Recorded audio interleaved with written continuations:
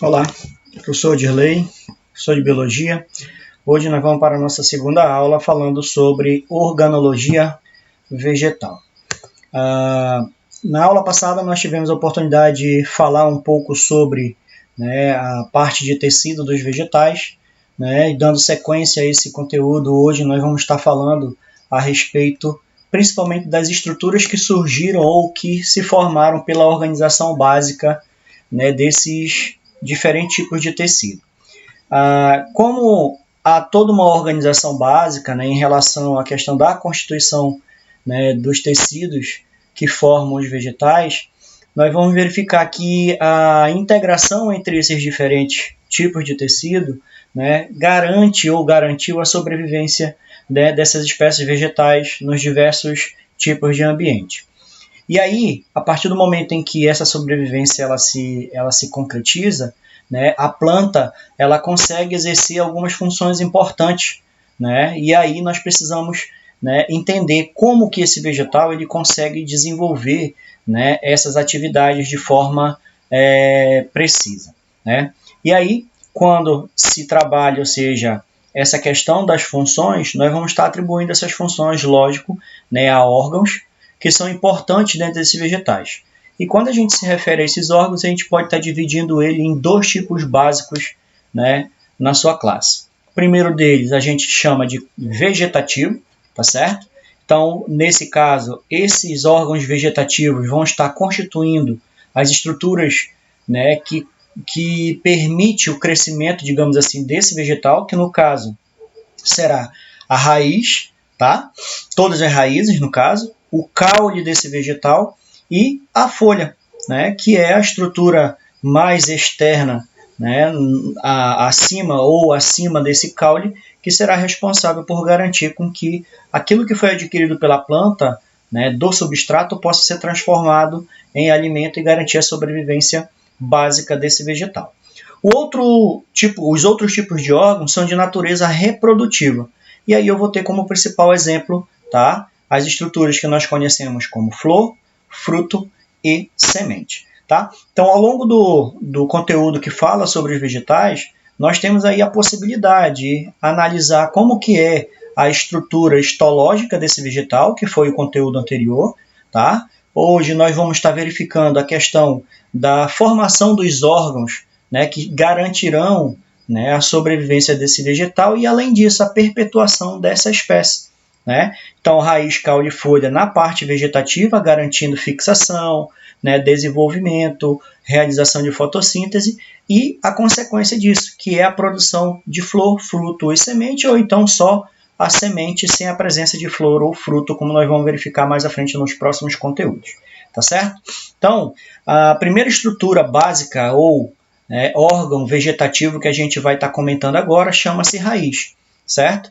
Nesse caso, quando a gente se refere a essa estrutura, nós sabemos que a maior parte dela é encontrada em vegetais de natureza subterrânea. Porém, eu tenho que entender que há a possibilidade de encontrar raízes que se desenvolvem para fora do solo ou conseguem sobreviver dentro de um ambiente aquático. Mas a maioria dos vegetais apresentam raízes de natureza subterrânea. Outra característica importante das raízes, elas são aclorofiladas. Então, significa dizer que nessa estrutura não há presença de clorofila, significando dizer que não há, ou seja, processo de fotossíntese na estrutura. Tá? E, além disso, eu tenho que entender que essa raiz ela vai estar surgindo de uma região embrionária que a gente chama de radícula. Tá certo? E essa radícula é ela que vai ser responsável por garantir o surgimento inicial dessa raiz, fazendo com que ela possa estar crescendo no ambiente onde esse vegetal se desenvolve, podendo ser no solo, na água ou acima do solo, como a gente classifica como raízes de natureza aérea. Tá bom? Qual é a função básica de uma raiz? Então, todo mundo tem a noção básica de que a raiz ela tem uma finalidade muito, muito importante, que é garantir o processo de fixação desse vegetal em relação ao solo, principalmente. Tá? E a partir do momento em que essa raiz consegue garantir essa fixação, sustentação ao vegetal, ele também vai ser responsável em tirar desse ambiente aquilo que é necessário para poder nutrir essa planta. que nesse caso eu estou me referindo aqui àquilo que a gente conhece como água e sais minerais. Tá? Dentro da biologia, o conjunto desses sais juntamente com essa água, nós classificamos isso como seiva bruta, ou seja, é a matéria orgânica ou é a matéria-prima que vai passar por um processo de modificação através do processo de fotossíntese lá nas folhas, para que ocorra uma produção de uma substância mais elaborada, né, para garantir o crescimento das células que constituem esse vegetal. Tá certo? Quando a gente se refere à raiz, a gente também pode verificar que ela vai ter uma atuação como órgão de reserva. Significando dizer o quê? Que ele vai estar guardando, né, determinados nutrientes que são importantes. Entre eles, o que a gente consegue destacar é a presença do amido guardado, ou seja, nesse tipo de raiz. E aí, para citar exemplos básicos, né, de raízes que têm a presença de amido, eu cito, né, a beterraba, a cenoura, a batata doce e a mandioca. Então, isso são exemplos, ou seja, de raízes que têm a possibilidade ou tiveram a capacidade de se tornar, ou seja, raízes de reserva.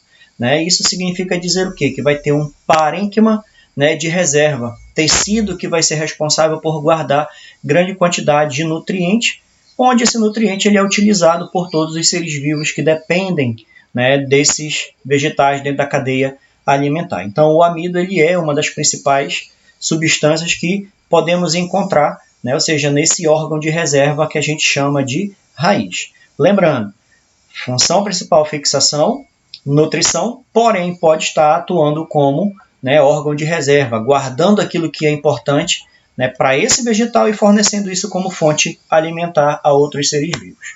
Tá? A imagem, nós vamos estar verificando aqui a presença de regiões, né, de uma raiz. Nós vamos estar dividindo ela em zona de ramificação. Geralmente eu vou estar encontrando nessa zona de ramificação a presença de raízes laterais. São raízes que se desenvolvem próximo à parte do colo, né, desse vegetal, né, que são responsáveis por garantir não só a fixação na parte mais superficial desse solo, mas também ir em busca, ou seja, de nutrientes contidos nesse local. Tá? Mais abaixo nós vamos ter a zona pilosa ou zona pilífera que a gente chama. Né? É nesse local que nós vamos estar encontrando uma quantidade muito grande de raízes finas, né, como se fossem pelos, responsáveis pelo processo de absorção da água desse solo. Tá? Nós vamos ter uma zona de alongamento, ou meristema apical, que foi comentado também no conteúdo anterior. É ela que vai ser responsável pelo alongamento da raiz, fazendo com que ela cresça, né, no sentido geotrópico, fazendo com que esse vegetal ele consiga, nesse caso, se fixar de forma precisa no ambiente e, a partir de então, conseguir retirar desse solo grande quantidade de nutrientes. Aqui, essa camada protetora, a gente chama de coifa. Na verdade, é o acúmulo de células mais velhas, digamos assim, que garante a proteção da parte mais interna que está em desenvolvimento, tá? Que, nesse caso, vai estar localizado dentro dessa zona de alongamento. Tá bom? Então, nesse caso, são as principais estruturas ou regiões, né, que a gente pode estar encontrando em uma raiz. Tá certo? Então, nesse caso, a gente vai ter a presença de uma raiz de natureza pivotante, uma raiz central, e ao redor dela nós teremos aí raízes especializadas em diversas funções em relação a um determinado tipo de vegetal. Tá? Então, quando a gente faz o estudo da anatomia de uma raiz, nós vamos verificar que ela é dividida, na verdade, em estrutura primária e estrutura secundária. Dentro da estrutura primária, eu posso estar encontrando 3 estruturas básicas. A epiderme, que nesse caso é o tecido de revestimento mais externo, que é aclorofilado, ou seja, não tem a presença da clorofila, tá bom? E é nela que vai ocorrer a formação da região pilífera, que é responsável pela absorção de água. No córtex, nós vamos estar encontrando a presença de leucoplastos, que em relação a raízes que são de natureza de reserva, vai estar acumulando grande quantidade, né, de nutrientes, como o amido. Então, o córtex, né, será responsável por acumular, né, leucoplastos, ou a estrutura que a gente chama, ou a substância que a gente chama ou conhece como amido. E Dentro da estrutura primária, a última que nós vamos estar verificando é o cilindro vascular. É nessa estrutura que vai ocorrer o surgimento das raízes laterais. Então, inicialmente, ela não tem a presença de vasos condutores, porém, com o desenvolvimento, ela acaba desenvolvendo essa estrutura. E essas raízes laterais, elas servirão justamente para garantir equilíbrio, fixação, né, do vegetal à superfície do solo. Tá bom?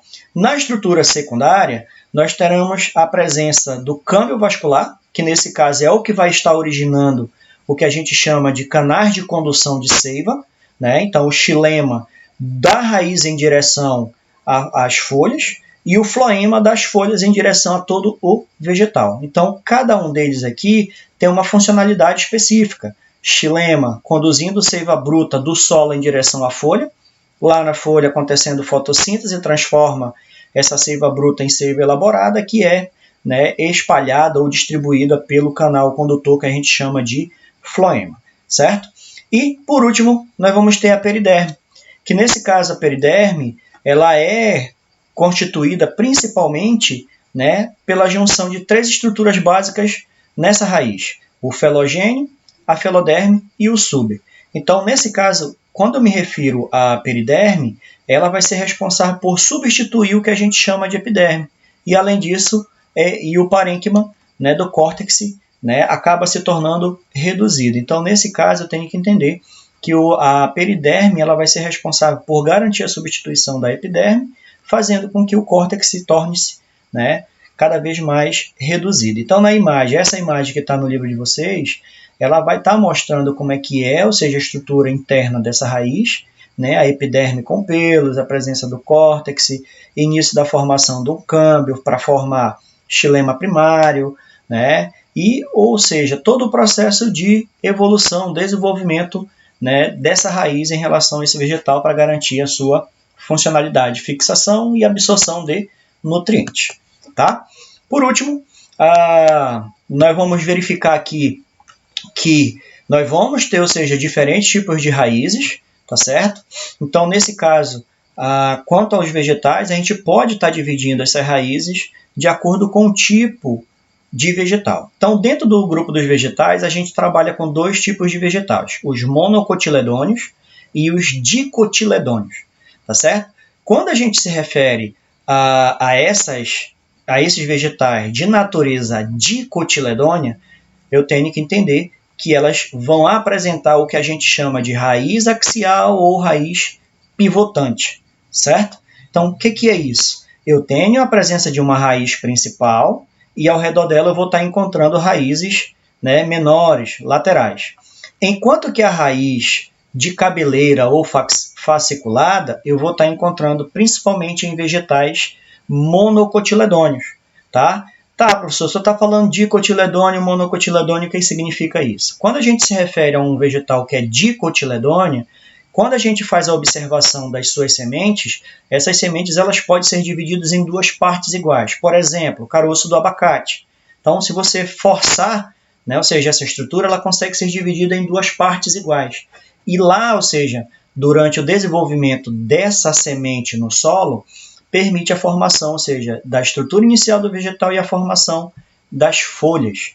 Enquanto que, naquele que é monocotiledôneo, essa raiz, essa semente ela não consegue ser dividida em partes iguais.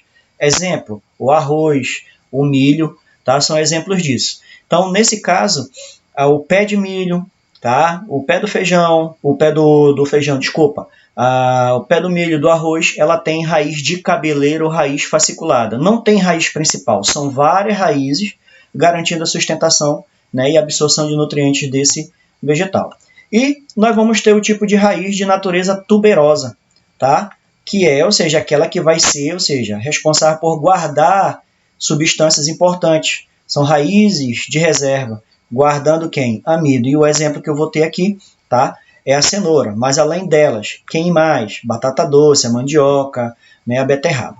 Então, nesse caso, em relação aos tipos de raízes, dentro do grupo dos vegetais subterrâneos, monocotiledôneos e dicotiledôneos, eu posso estar encontrando a presença de uma raiz axial, conhecida também como pivotante, ou raiz fasciculada ou aquela que a gente conhece popularmente como cabeleira, ok? Então, raízes subterrâneas, dois tipos básicos: axial, tendo uma raiz principal e várias outras menores ao seu redor, e eu tenho a fasciculada, que não tem raiz principal, porém eu tenho milhares e milhares de raízes menores realizando essa funcionalidade. Então, no livro de vocês tem a presença desses exemplos, né? Esse aqui é um recorte lá do livro de vocês para que vocês pudessem acompanhar da melhor maneira possível e fazer, ou seja, o estudo para poder, né, compreender melhor após a videoaula. Tá? Dando sequência, né, além das raízes subterrâneas, eu vou ter a presença das raízes aéreas, tá certo? Nesse caso, eu tenho que entender que o vegetal ele é subterrâneo, ele é terrestre. A raiz está sobre o solo. Porém, o que acontece? São raízes que se desenvolveram, né, ou seja, na parte de cima do solo, né, localizadas em plantas geralmente, né, subterrânea, mas que necessitam de outro tipo de raiz auxiliadora. Então, nesse caso, as raízes aéreas, elas são raízes auxiliadoras, que vão garantir fixação, né, obtenção de nutrientes, garantir a oxigenação da planta e, além disso, né, executando outras funções em relação ao solo. E aí eu tenho exemplos de vegetais que apresentam esse tipo de raízes aéreas. Por exemplo, né, raiz suporte, né, ou raiz, que a gente conhece como escora. Sua principal função é aumentar a estabilidade da planta, como no caso do pé de milho. Ok? Raízes tabulares. Nesse caso, né, formam-se geralmente em plantas, né, de grande porte, que têm troncos muito altos, né, como, por exemplo, as figueiras. Então, aqui, isso são raízes que se desenvolveram para fora do solo, para garantir uma sustentação maior. E, além disso, tem o termo tabular devido, ou seja, o achatamento que essa raiz ela tem, dando essa característica, né, a esse tipo de raiz no vegetal, por exemplo, como as figueiras. Eu tenho a presença de raízes estranguladoras ou estrangulantes, né, são resistentes e ramificadas e geralmente vão se enrolar em relação ao tronco de um vegetal maior, né? E aí eu tenho aqui a presença, né, ou seja, desse estrangulamento, garantindo a sobrevivência a esse tipo de vegetal, como por exemplo o cipó mata-pau, né? Então, nesse caso, o que acontece? Ela estrangula o vegetal em desenvolvimento, né? Nessa forma, se há, ou seja, esse estrangulamento vai interromper o crescimento, né, e o fluxo da seiva laboral desse vegetal maior. Então, eu posso dizer que esse tipo de raiz ela não é benéfica para esses vegetais. Por quê? Ela faz com que esse vegetal, essa árvore maior, ela perca a sua funcionalidade, né, de garantir a sua nutrição. Então, ela se desenvolve ao redor do caule desse vegetal, estrangulando esse vegetal, né, para garantir a sua sustentação e acaba, ou seja, danificando a estrutura, né, desses vegetais maiores. Tá? Eu vou ter também as raízes de natureza pneumatóforas, conhecida também como raízes respiratórias, né? Essas raízes elas têm ramificações denominadas de, né, pneumatóforas e elas brotam, né, em busca, né, ou seja, das trocas gasosas entre a planta e o ambiente. Geralmente esse tipo de raiz ela vai ser encontrada, né, em locais onde tem a presença de alagado, como por exemplo manguezais, né, lugares pantanosos, né, o que gera, ou seja, a possibilidade, né, de consumo de oxigênio do solo, né, através de atividades microbianas, tá certo? O outro tipo de raízes de natureza aérea são as grampiformes, tá? Então aqui eu tenho um exemplo. Percebam que as raízes elas permitem a fixação do vegetal como se fosse um grampeamento no tronco de um outro vegetal, tá certo? Então, nesse caso aqui, a finalidade é garantir a aderência em relação ao substrato. Pode ser em relação a um tronco de uma outra árvore ou pode ser em relação a um solo ou uma pedra, né, uma rocha, fazendo com que esse vegetal ele possa ter uma aderência perfeita, né, em relação a essa superfície, né, e fazer com que ele consiga, né, retirar desse ambiente aquilo que é necessário para a sua sobrevivência e garantir a sustentação em relação a essa superfície. Tá certo?